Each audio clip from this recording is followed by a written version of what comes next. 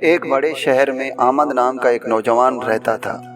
آمد کے والدین نے اسے ہمیشہ ایمانداری، محنت اور دوسروں کی مدد کرنے کی تعلیم دی تھی۔ آمد کے والد ایک چھوٹا سا کاروبار کرتے تھے اور اپنے بیٹے کو بھی اپنے ساتھ کام سکھاتے تھے۔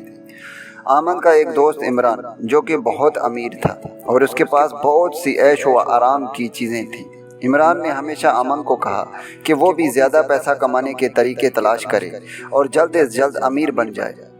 عمران نے آمد کو مشورہ دیا کہ وہ اپنے والد کا کاروبار چھوڑ کر کسی بڑے شہر میں جا کر نوکری کرے جہاں وہ زیادہ پیسہ کما سکے۔ آمد نے اپنے والد سے مشورہ کیا۔ والد نے کہا، بیٹا، پیسہ کمانا ضروری ہے، لیکن اس سے زیادہ ضروری ہے کہ ہم ایمانداری، محنت اور خدمت کے اصولوں پر قائم رہیں۔ کامیابی صرف پیسے میں نہیں بلکہ انسان کی اخلاقی قدروں میں بھی ہوتی ہے۔ آمد نے اپنے والد کی بات سنی اور سوچ میں پڑ گیا۔ ایک دن اس نے ایک بزرگ عالم دین کو دیکھا جو شہر میں درس و تدریس کر رہے تھے۔ آمد نے ان سے کامیابی کے بارے میں پوچھا۔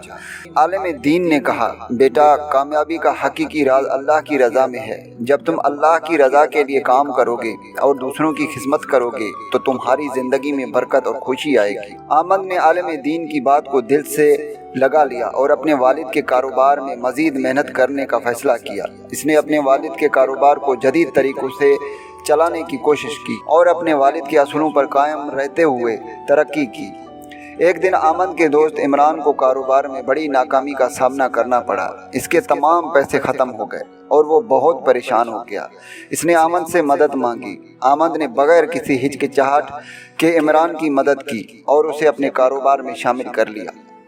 آمد کی ایمانداری اور محنت سے ان کا کاروبار ترقی کر گیا اور دونوں دوست مل کر کام کرنے لگے۔ عمران نے آمد کی ایمانداری اور خدمت کے جذبے کی تعریف کی اور اس نے بھی اپنی زندگی میں ان اصولوں کو اپنانے کا فیصلہ کیا۔ کچھ سال بعد آمد اور عمران کا کاروبار شہر کے سب سے بڑے کاروبار میں شامل ہو گیا۔ آمد نے ہمیشہ اللہ کی رضا کے لیے کام کیا اور دوسروں کی خدمت کو اپنی زندگی کا مقصد بنایا۔ اس کی کامیابی نے اسے اور اس کے دوست کو سچی خوشی اور سکون دیا۔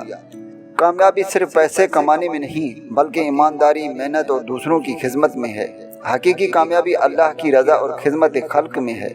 جب ہم اپنے کام کو اللہ کی رضا کے لیے کریں اور دوسروں کی مدد کریں تو ہماری زندگی میں برکت اور خوشی آتی ہے۔